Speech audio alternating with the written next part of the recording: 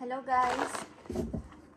Ngayon ay May 11 at Happy Mother's Day sa lahat ng mothers na nandito sa reading sa mga Iris. Okay na mother is para to sa inyo ang reading nito today. Sa mga mommy na nandito, kung kayo ay may mga anak na guys at isang ina is Happy Mother's Day sa inyo guys. At pagpalain kayo ni God sa inyong napakabuting puso at mapag-alaga sa inyong mga anak at pamilya. Okay, sa mga Aries na dito sa reading.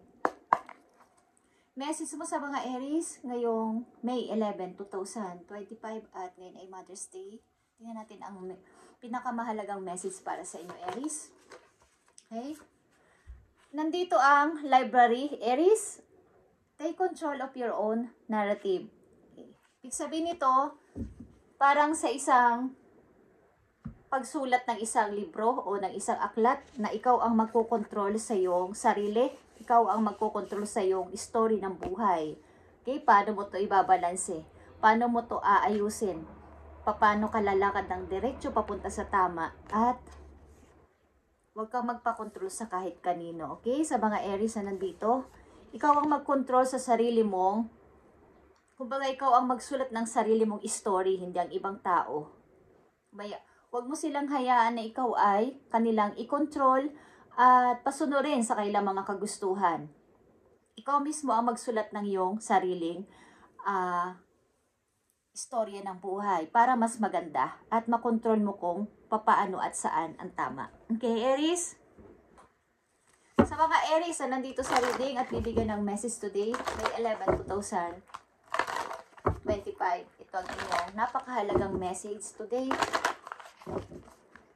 Para itong pagsusulat ng isang istorya sa isang books, sa isang libro, na kayo yung bahala kung anong mangyayari sa story. Okay? Kung may twist ba to o wala, or magiging boring ba to sa umpisa at magiging maayos sa papunta sa pag-i-end ng story. Okay? Kayo ang bahala kung paano ito lalagyan ng kulay, paano mai-excite ang mga magbabasa. Okay? Para sa inyo ang message na to, Aries, Happy Mother's Day para sa inyo. Thank you, Lord. Okay. Aries, nandito ang magical gateway na nakikita mong sumusungaw na ang liwanag o nagbubukas ang pinto papunta sa iyong tagumpay o may mga paparating na opportunity para sa iyo. It takes courage and trust to venture into the unknown, yet this is where the greatest rewards are. Okay, it's time to step boldly forward without looking back. Sa mga Aries na nandito sa reading, sinasabi sa inyo ng inyong mga guides na kayo ay humakbang pa-forward at wag nang mag-looking back. At kahit hindi nyo alam o siguradong inyong pupuntahan o pinaplano sa buhay, ay kayo ay mag-try. Okay? Mag-try kayo sa dumarating na opportunity na to o nagbibigay sa inyo ng pag-asa. Ano man ito, guys, na parang ikakaunlad ko dun sa lugar na yon o ikakaayos ko kasama ang tao na yon is i-grab nyo na to. Huwag na kayong mag-atubili sapagkat ito ay papunta sa inyong kaligayahan. Aries, huwag na kayong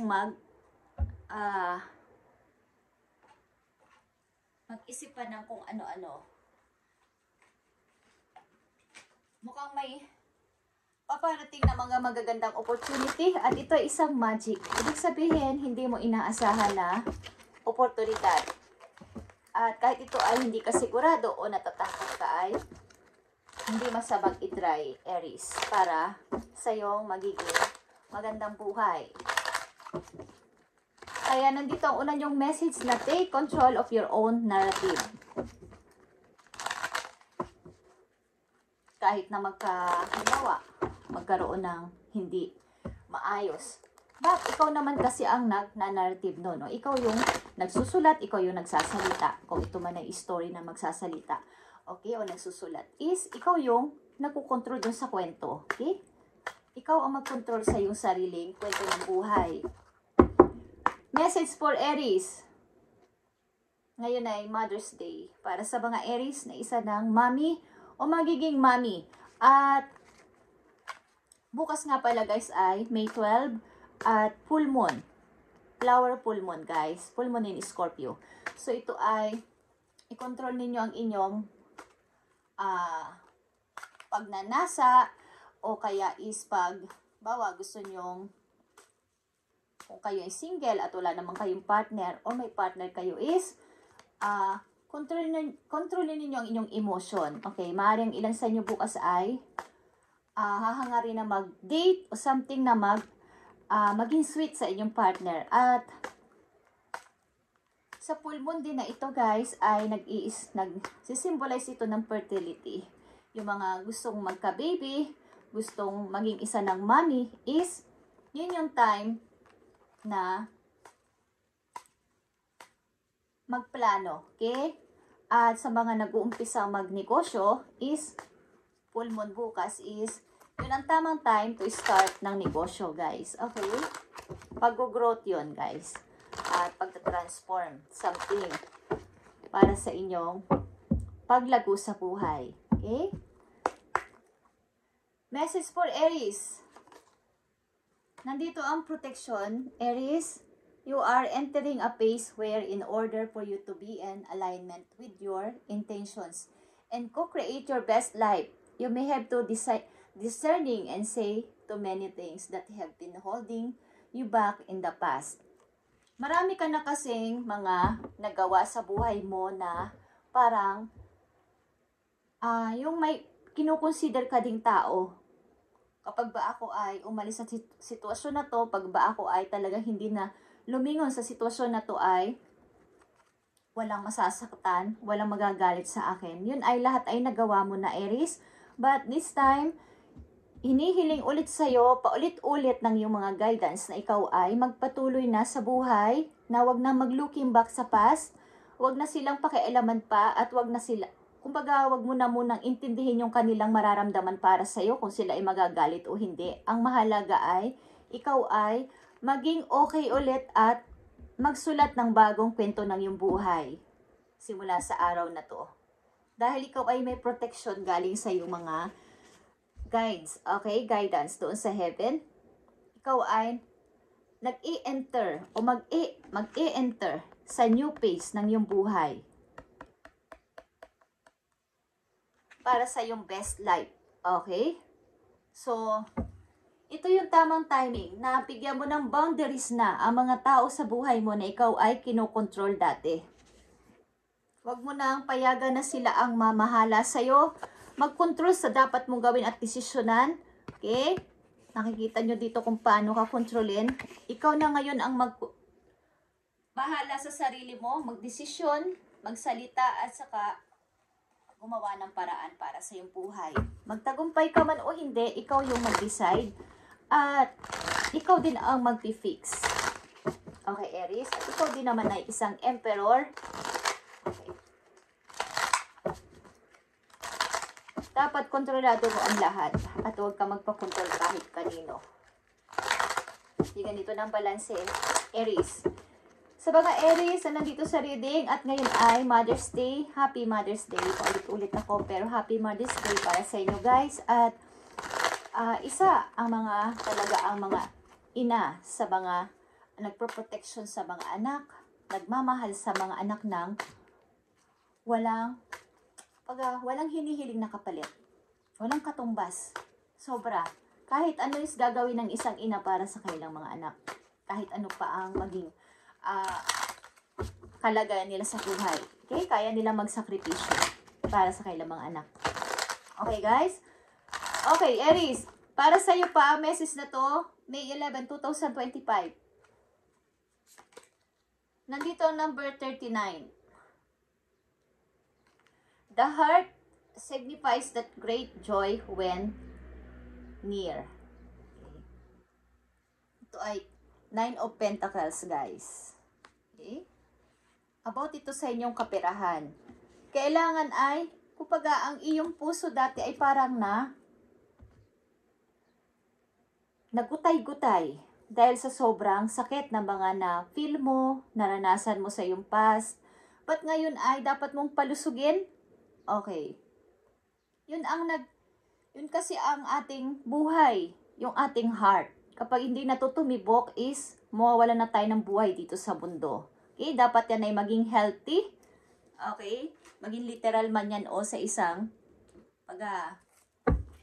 sinasabi ng iba pag sila ay heartbroken, ang kailang puso ay hindi na tumitibok. Okay, may mga ganong kasabihan ng ilang taong nabubroke.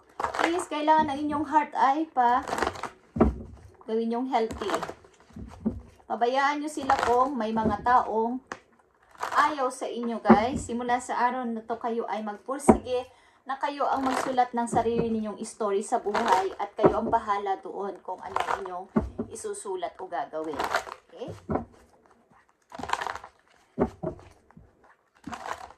May mga opportunity na paparating sa inyo, Aries, at kahit ito ay unknown at wala kong kasiguraduhan kung ikaw ay magtatagumpay dito o hindi, ay isa itong magandang pasimula para sa iyo at ito ay magical gateway na ibinibigay sa iyo ng heaven para sa iyong sarili.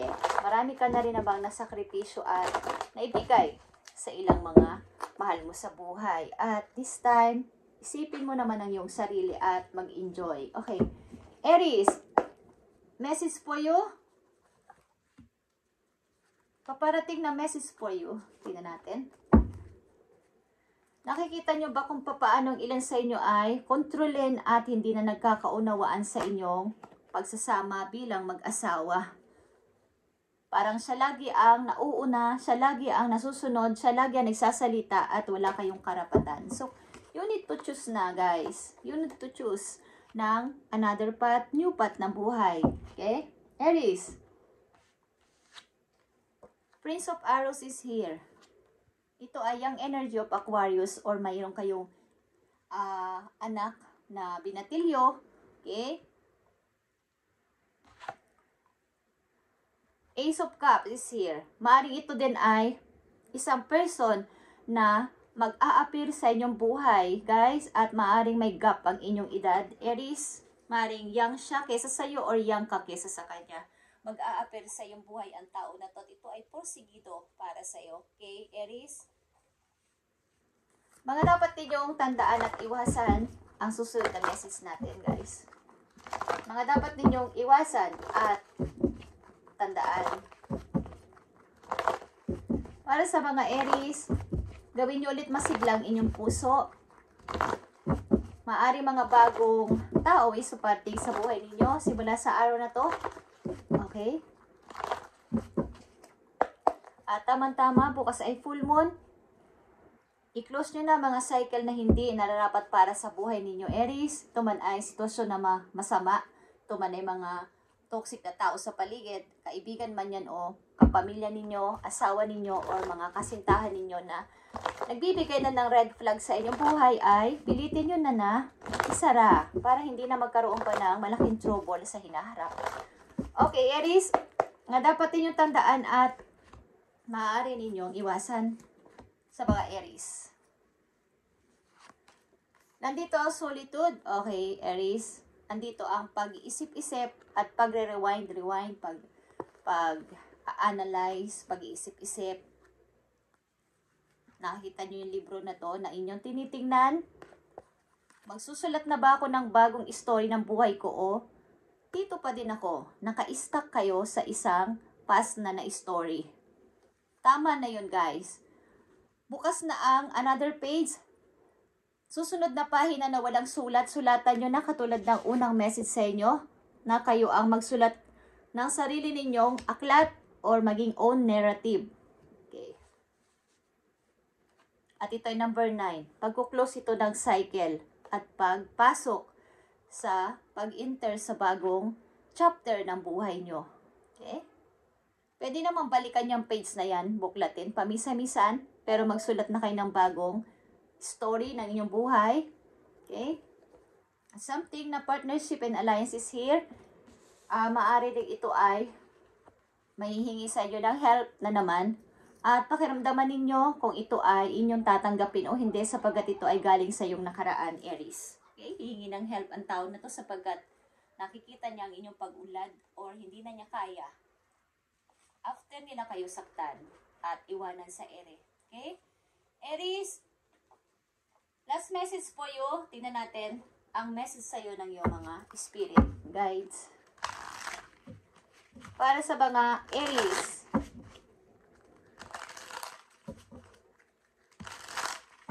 Ibigay mo ang tamang message. Dalawang message dito na mahalaga para sa mga Aries.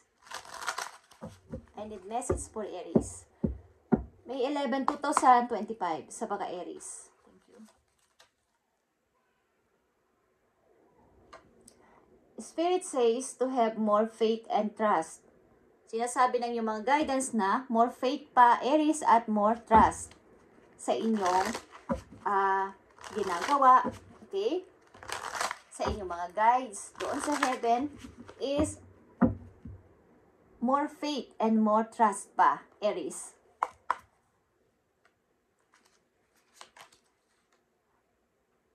There are too many obstacles and blockages. Maraming mga obstacle and blockages, mga istorbo, mga problema na nakahadlang sa inyong pag-unlad, Aries. And ikaw ay parang bawa. Ang ilan sa inyo ay hahakbang, makakaalis, mag-i-start ng bago. Pero may mga kumukontra. Mag-cleansing kayo, guys. Okay. Ang ilan sa inyo ay maaring may kumukontra mga tao na ayaw kayong maging matagumpay sa buhay. Nakikita nyo kung paano kayo kontrolin ng isang kamay sa taas. Sa mga Aries na nandito ay something na kayo mag-cleansing para kayo tuloy-tuloy na makapagsulat ng bago ninyong story sa buhay. Okay? Sa labaw ito sa books. Okay? Sa pahina ng isang books. Chapter ng inyong buhay. Para tuloy-tuloy na kayong magpatuloy sa buhay at umpisahan na mag-enter dito sa new door na to, magical gateway to na ipapadala at mag-a-appear sa inyo na bigay ng heaven para sa inyo, guys. At kayo ay maaaring may humahadlang sa inyo mga tao na hindi nyo alam. Hindi ko lang masabi because ayaw kong isalitay ng mga word na yun. Okay? Yun ay bad energy. So, kayo mag-cleansing, humingi ng protection sa inyo mga guys, lalo na bukas, full moon, malalakas ang mga energy ng mga bad na ganyan. So, kayo ay humingi ng good energy, i-reverse nyo ang lahat, palayasin nyo sila sa inyong buhay, umpisahan nyo sa loob ng inyong bahay, magpauso kayo. Guys, katulad ng mga ginagawa ko, everyday, is maglagay kayo ng protection sa inyong mga bahay, mga stone, crystal stones, at mga asin. Okay? Magsaboy kayo ng asin sa inyong mga pintuan, guys. At tamang-tama bukas ay full moon. Humingi kayo ng good energy sa moon. At malakas yung sabihin na sila ay pinapalayas nyo sa inyong buhay. Ang mga bad energy, bad element at mga bad na tao na kayo ay hinahadlangan sa inyong mga gustong gawin. Okay? Dapat ay malakas ang boses para sila ay matakot, guys. Hindi kailanman mananalo ang masama sa mabuti. Yan ang lagi nyo tatandaan. Okay? Kayo ay maaaring kinukontrol ng kung sino man. Ito man ay literal na kinukontrol kayo o kinukontrol kayo ng hindi nyo nalalaman, Aries. So, kayo ay mag-cleansing at mag-meditate. Okay?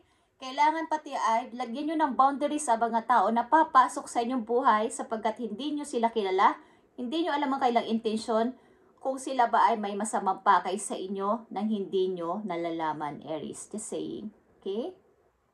Your course. Okay. Maaring may tumitingin sa inyo nang hindi nyo nalalaman.